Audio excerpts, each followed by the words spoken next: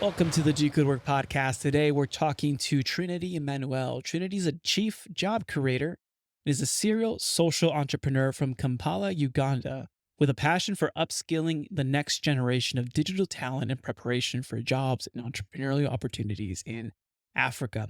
He's the founder of Arrow 92 Creative, a subscription creative services social enterprise powering the next generation of digital talent across Africa.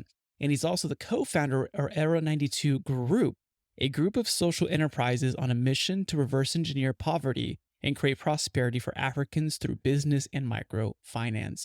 And he is on a mission to create 10,000 skilled jobs for young Africans trapped in the slums by 2028. So far, he's created 1,500 jobs and he's on the mission to hit that 10,000 mark. Trinity, it's a pleasure to have you on. Thanks for joining us. You're welcome, my brother. Yeah, I'm really excited to learn about the work that you're doing because when people start a business or a company, usually their work produces a obviously valuable outcome for the marketplace, and then they use those funds to invest into give back programs if that's what they're part of. But you built a business to actually create real impact through the work or the product that you deliver. So can you tell me a little bit more about why you're doing what you're doing and the impact that you're making so far? Because it's pretty exciting to see the work. Thank you so much, brother. Yeah, the company is called Era 92 because I was born in 1992 and I just wanted to use my time here on earth to solve the problems that I grew up seeing. Hmm. So I grew up in one of the worst slums in Kampala in the 1990s. This was called Kosovo. It was called Kosovo because the Kosovo of Russia. Wow.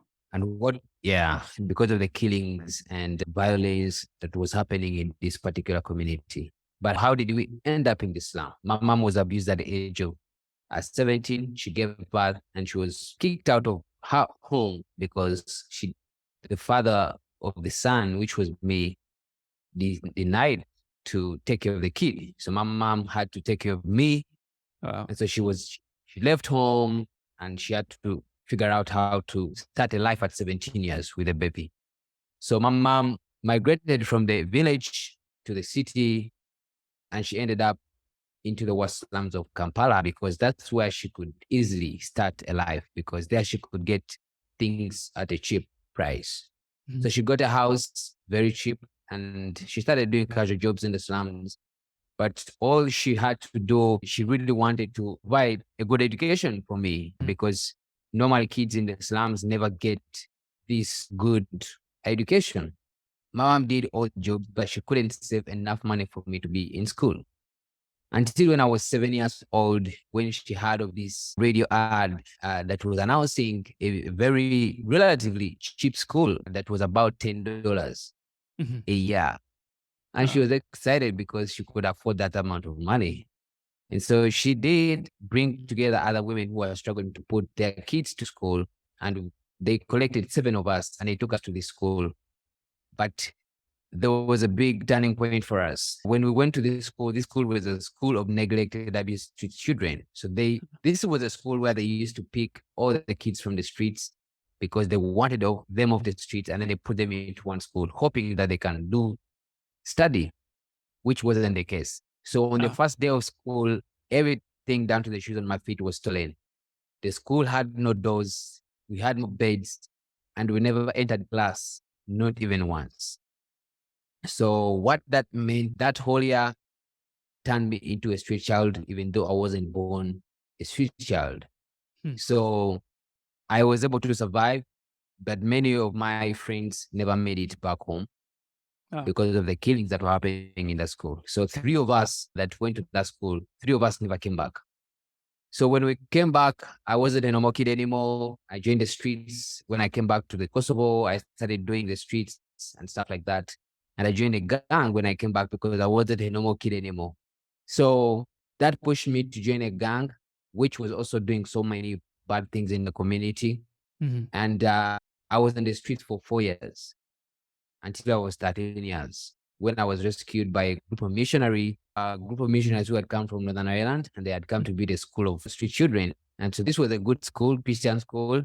Mhm. And on that day, one of the ladies who had come with this group asked me one very important thing, that what's one thing that we can give you that will never go back on the streets? And so I was a very creative young kid and I wanted to put my hands on a computer. And so this lady made a promise and she fulfilled her promise and she gave me a computer. Wow. So that particular computer changed the trajectory of my life. And I started training myself on how to become a designer. I Oh, used wow. the What year internet. what year um, was this? So if I'm tracking 92 was- born, you went to school, this was maybe 2000, 2003, or Yeah, well, about 2003, 2004, yes. wow, right on. And the internet had broke out, but we didn't have YouTube yet. But during that time, the tutorials were made in screenshots. If you Yeah, wanted to learn design, people used to do screenshots and they say, now do this. So I I remember those learned days. using those. Yes. So I used those tutorials to learn design. And I did that for about 6 years. And I was practicing it at a local church. And during when I was 19, Coca-Cola used to do these campaigns in the slums to pick talent. And so Mm. they had come to organize this talent show. And I showcased my talent. I designed a poster for Coca-Cola. And one of the guys who was doing marketing for Coca-Cola recognized me and they picked me out and they offered me a paid internship at Coca-Cola, the Oh, agency that wow. was working with Coca-Cola. So that paid internship meant that I had to leave the slums and work in this corporate world. I started putting my skills to work and I started developing a new network that was outside Mhm. the slums. And my life changed in just 3 months. Wow. And I was like, wow, how about my friends? So I started Mm. realizing that many of my friends were actually stuck in this vicious cycle of poverty, whereby they weren't able to get the skills they need. They didn't have the tools they needed, and they didn't have the network they needed. Mhm. So I started realizing that brilliance is equally distributed, but opportunity is not. So many Well, people let's in say this that arms. again slowly though, like brilliance, what was Yeah. it brilliance is? Yes, brilliance is equally distributed. Like many of the young kids are brilliant. So They're brilliance is smart, equally yeah, they're really distributed. smart, yeah. Yes, but opportunities not. I realized that for me, I was one of the kids that were picked out of that slum that I was smart and I used the opportunities that I got to Yeah. transform my life. I realized so many other young people's lives could actually transform if we gave them the tools and the things they needed to learn. I quit my job and I went back to Wow. start Era 90. So I started with two girls and one boy, and I started training them in what I knew: website designing and graphic designing and film video editing. And so surprisingly, these girls were smarter than I. They got things faster than I did. It took me a lot of time because no one was giving me any guidance. And when Megan, one of the girls that I was training, I was able to design a full website on her own after 4 months. I realized Wow. that I could actually employ them to do the work.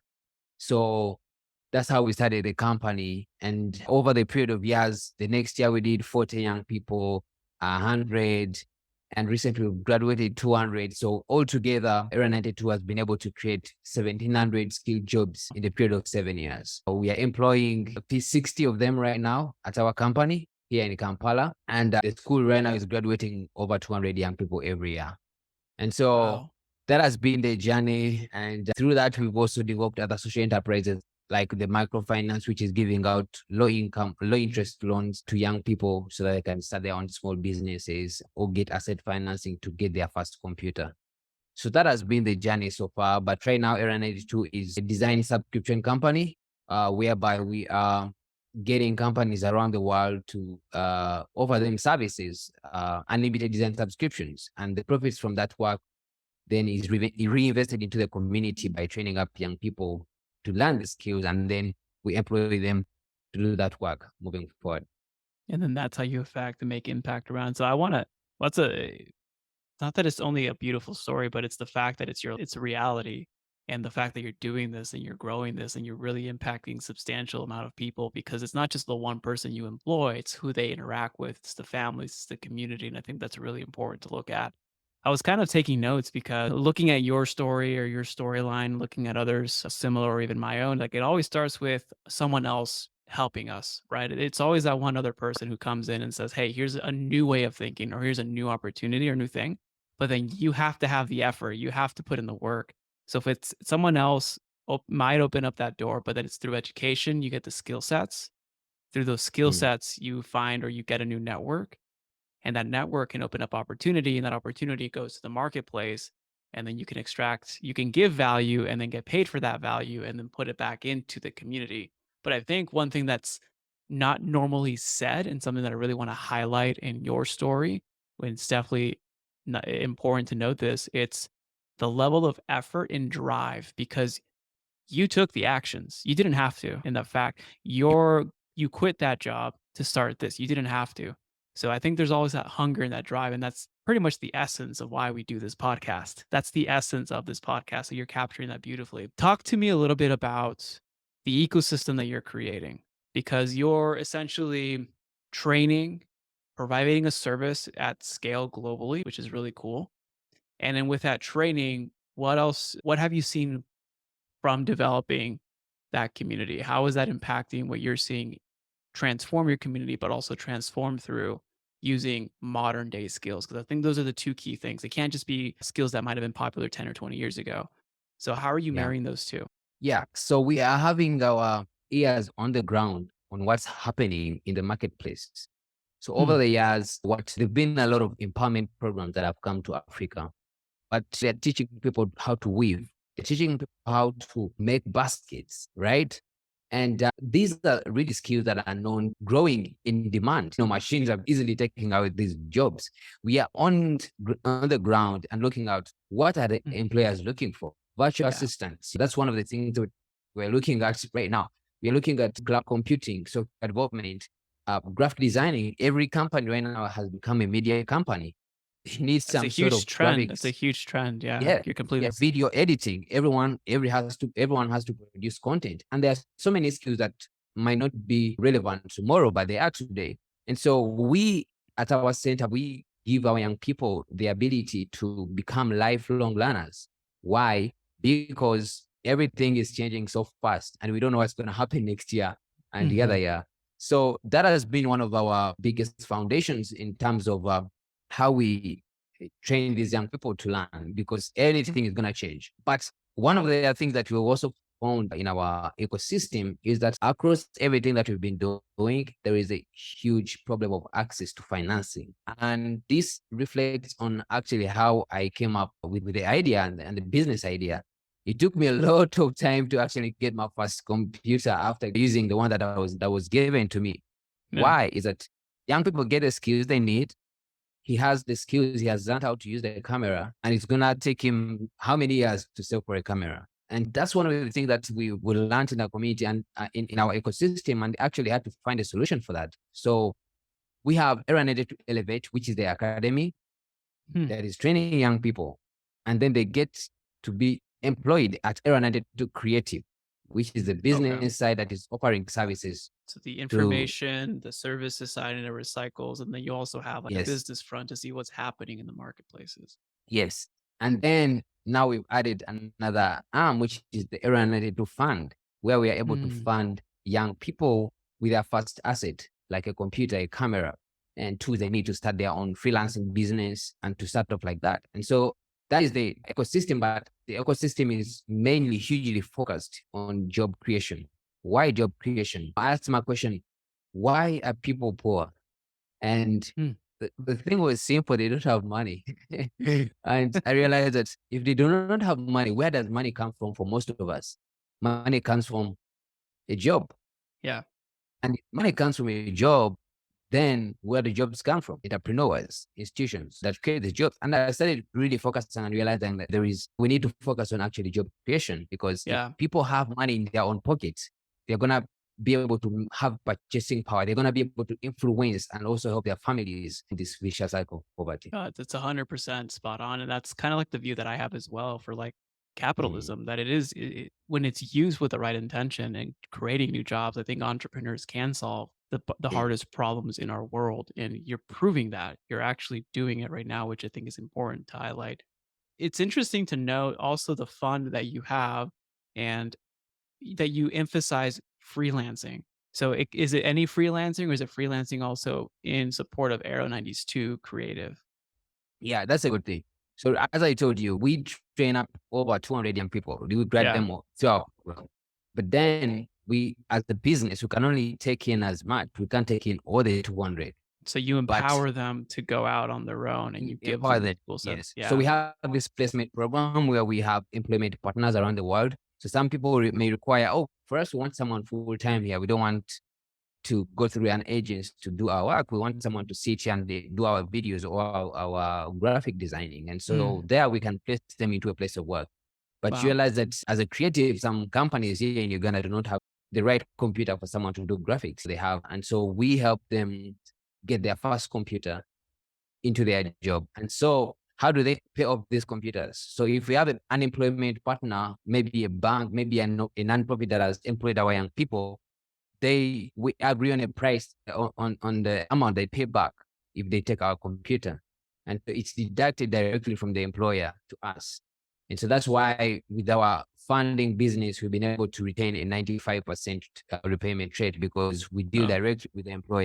And so that's how that ecosystem works. And others go on to start their own small businesses. And if they show a nice track record, they also get financing from us. no, it's clean. I love it. One of the things that I'm seeing a lot too in the with the marketplaces here, the solopreneurs, startups that are happening, or the people who are quitting and becoming their own freelance. I think it's a huge trend, not only just now, but I think the future that most jobs will be freelance or they'll be businesses of one. What are some of the other trends that you're seeing within the work that you do? And how are you, if you can share, preparing to not just capitalize on it, but also take advantage of new opportunities and new trends? Like what's coming down the pipe? I think what is coming up for me right now in my landscape is that the West is not looking to Africa. We have seen a trend that when the West was looking for talent 20 years ago, they looked to China and India. Yeah. And that was good because there was talent over there, the population was there, and it really worked for them. They solved the problem. Now, when you look at the India and the Chinas, also coming their global powerhouse, and they are trying to retain their talent within their ecosystem. When I travel, I see a lot of people hiring. Where what? There's no the biggest resignation.